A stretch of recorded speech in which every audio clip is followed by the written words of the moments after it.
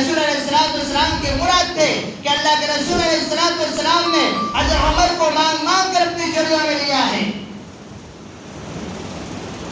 فرمایا کہ جس وقت حضرت عمر رضی اللہ تعالیٰ عنہ اسلام میں داخل ہوئے ہیں اور اسلام میں داخل ہونے کے لیے اللہ کے نبی علیہ السلام کی خدمت میں آئے ہیں، اس وقت سے حضرت عمر رضی اللہ تعالیٰ عنہ نے اسلام میں داخل ہونے کے بعد سے لے کر موت تک علماء یوں فرماتے، بخاری میں بھی حدیث موجود ہے کہ حضرت عمر نے رو رو کر خدا سے دعا مانگی تھی، یا اللہ مجھے شہادت والی موت نصیب فرما اور اللہ مجھے مدینے والی موت نصیب فرما.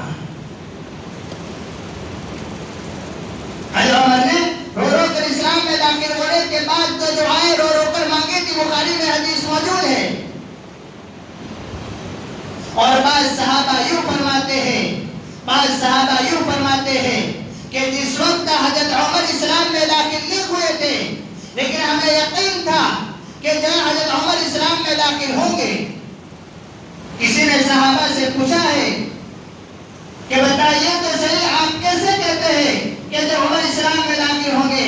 فرمایا کہ اللہ کے نبی علیہ السلام ہر مرتبہ جو ہے اپنی باتوں میں فرماتے ہیں کہ میں ابو بکر اور عمر داخل ہوئے، میں ابو بکر عمر گئے، میں ابو بکر عمر جنت میں داخل ہوئے.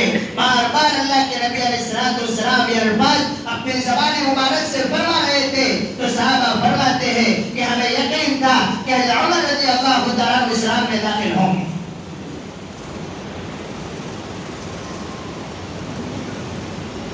جس وقت عمر رضی اللہ تعالیٰ عنہ اسلام میں داخل ہوئے اللہ کے نبی علیہ السلام دار ارقم میں نماز کے لیے کھڑے. عمر رضی اللہ تعالیٰ عنہ نے پوچھا کہ نبی اللہ دار ارقم میں نماز کیوں ادا فرما رہے ہیں؟ حالانکہ مسجد حرام موجود ہے، خدا کا گھر موجود ہے، بیت اللہ موجود ہے، بیت اللہ میں نماز کیوں ادا نہیں فرما رہے ہیں؟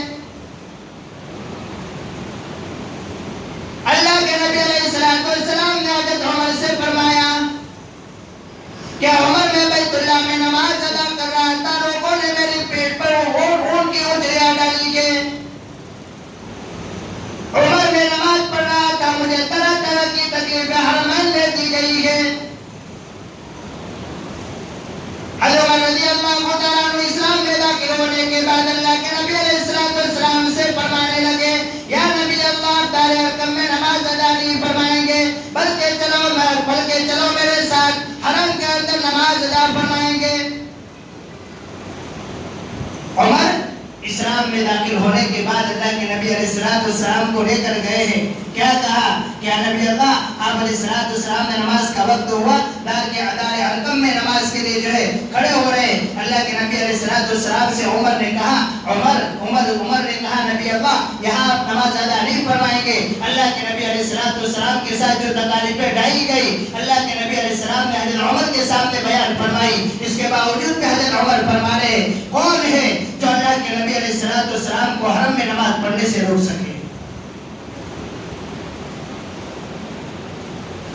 تاریخ کی کتابوں میں علماء کرام نے لکھا ہے کہ اللہ کے نبی علیہ السلام حضرت عمر رضی اللہ تعالیٰ عنہ کے ساتھ حرم میں نماز کے لیے تشریف لے گئے. فرمایا کہ بیت اللہ کی دیوار پر حضرت عمر رضی اللہ تعالیٰ عنہ کھڑے ہو گئے اور اعلان فرما دیا کہ نبی اللہ نیچے نماز ادا فرما رہے ہیں، کون ہے مائی تعالیٰ جو نبی اللہ کو تکلیف پہنچا دے؟ حضرت عمر نے بیت اللہ کی چھت پر بیت اللہ کی دیوار پر کھڑے ہو کر اعلان فرمایا کہ محمد رسول اللہ حرم میں نماز ادا فرما رہے، کون ہے مائی کا لال جو محمد رسول اللہ کو تکلیف پہنچاوے؟ اور حرم میں ہو کر ایک اعلان فرما دیا جس کے بچے کو یتیم کرنا ہو حرم میں آ جاوے، جس کی بیوی کو بیوہ کرنا ہو حرم میں آ جاوے، جس کا گھر بار اجاڑنا ہو حرم میں آ جاوے کہ محمد رسول اللہ حرم میں نماز ادا فرما رہے.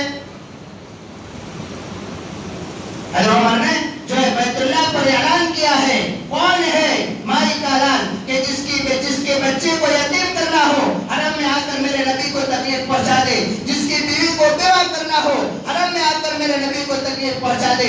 کسی کی ہمت نہیں ہوئی کہ عمر کے اسلام کے بعد اللہ کے نبی کو حرم میں نماز پڑھنے سے روک سکے.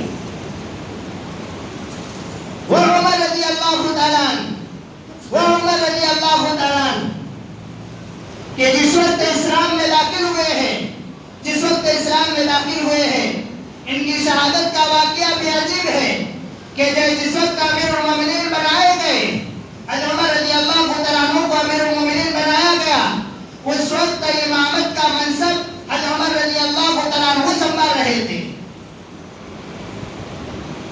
فجر کی نماز کے لیے حضرت عمر رضی اللہ تعالیٰ عنہ نماز پڑھانے کے لیے تشریف لائے۔ ایک مجوسی تھا بنو لولو، جس کا نام ہے، حضرت مغیرہ بن شعبہ کا غلام تھا بنو لولو، اس نے جو ہے حضرت عمر رضی اللہ تعالیٰ عنہ کو خنجر مارا اور وہ خنجر حضرت عمر رضی اللہ تعالیٰ عنہ کے پیٹ میں گھس گیا۔ سننا، حضرت عمر رضی اللہ تعالیٰ عنہ نماز پڑھانے کے لیے مصلی پہ کھڑے ہیں، جو ہے ظالم نے خنجر مارا ہے، منافق نے خنجر مارا ہے، جو ہے حضرت عمر رضی اللہ تعالیٰ عنہ کے پیٹ سے نکل کر اندر یا چلتے ہوئے پیٹ سے نکلا ہے، پیٹ سے خون بہ رہا ہے۔ حضرت عبد الرحمن بن عوف پاس میں کھڑے تھے، عبد الرحمن بن عوف سے فرمانے لگے حضرت عمر کہ مجھے جو ہے کونے میں لٹا دو، عبد الرحمن پہلے آپ نماز پوری کرو، مجھے کونے میں لٹا دو اور پہلے عبد الرحمن آپ نماز پوری کرو۔ تاریخ کی کتابوں میں لکھا ہے کہ جب عبد الرحمن بن عوف نے مختصر نماز قل اعوذ برب الفلق اور ناس کے ذریعے فجر کی نماز پوری کی اور بعض صحابہ کو یوں کہا کہ جو ہے اس کے پیچھے جاؤ، بنو لولو کو پکڑو اور اس کو قتل کر ڈالو۔ فرمایا کہ بعض صحابہ اس کے پیچھے گئے اور جب اس کو پتہ چلا کہ صحابہ میرے پیچھے پڑے ہیں، اب میری جان کا خطرہ ہے، مجھے جان سے مار ڈالیں گے، بنو لولو نے خود اپنے آپ کو خنجر مار کر جو ہے قتل کر دیا۔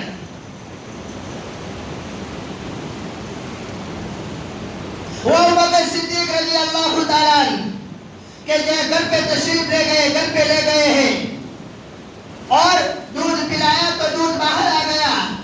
تاریخ میں جو لکھا ہے وہ بتا رہا ہوں، دودھ پلایا تو دودھ باہر نکل گیا، پانی پلایا تو پانی باہر نکل گیا، اور عرب میں ایک چیز تھی اس کو کس نام سے پکارا جاتا ہے، وہ پلایا تو جو ہے وہ بھی باہر نکل آیا۔ پھر حضرت عمر رضی اللہ تعالیٰ عنہ نے فرمایا اب میری موت کا وقت قریب ہے، اب میری موت کا وقت قریب ہے۔ جب موت کا وقت قریب آیا تو اللہ کے نبی علیہ السلام نے اپنے پاس میں، اپنے قبر مبارک کے پاس میں حضرت عائشہ کی جگہ رکھی تھی تدفین کے لیے۔ ایک طرف بکر صدیق ہے، بیچ میں عائشہ کی جگہ تھی، ایک طرف اللہ کے نبی علیہ السلام کی قبر مبارک ہے۔ حضرت عمر رضی اللہ تعالیٰ عنہ کے جس وقت انتقال کا وقت قریب آیا، اپنے بیٹے عبداللہ سے فرمانے لگے عبداللہ جاؤ حضرت عائشہ کے پاس جاؤ اور امی جان کے پاس جا کر یہ پوچھ کے آنا، یوں مت کہنا کہ امیر المومنین نے بھیجا ہے، بلکہ یوں کہنا کہ عمر بن خطاب نے بھیجا ہے کہ اللہ کے نبی کے قدموں میں مجھے جگہ دے دو،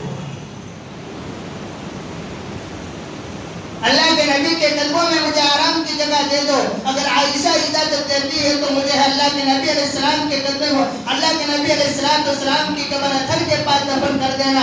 اگر عائشہ اجازت نہیں دیتی تو مجھے عام قبرستانوں میں دفن کر دینا۔ حضرت عبداللہ رضی اللہ تعالیٰ حضرت عائشہ کے پاس آئے ہیں اور پوچھا ہے کہ میرے ابا نے کہا ہے کہ اگر آپ کی اجازت ہو تو آپ کے شوہر کے پاس اور سرکار دو عالم صلی اللہ علیہ وسلم کی قبر مبارک کے پاس میرے ابا آرام کرنا چاہتے ہیں، اگر آپ خوشی سے اجازت دے تو میرے ابا کو یہاں آرام فرما لے، ورنہ عام قبرستان میں دفن کر دیں گے۔ حضرت عائشہ نے کہا کہ جاؤ ابا سے کہہ دو، جاؤ ابا سے کہہ دو کہ مجھ سے زیادہ حق نبی کے تلووں میں سونے کا ہے تو عمر کا ہے،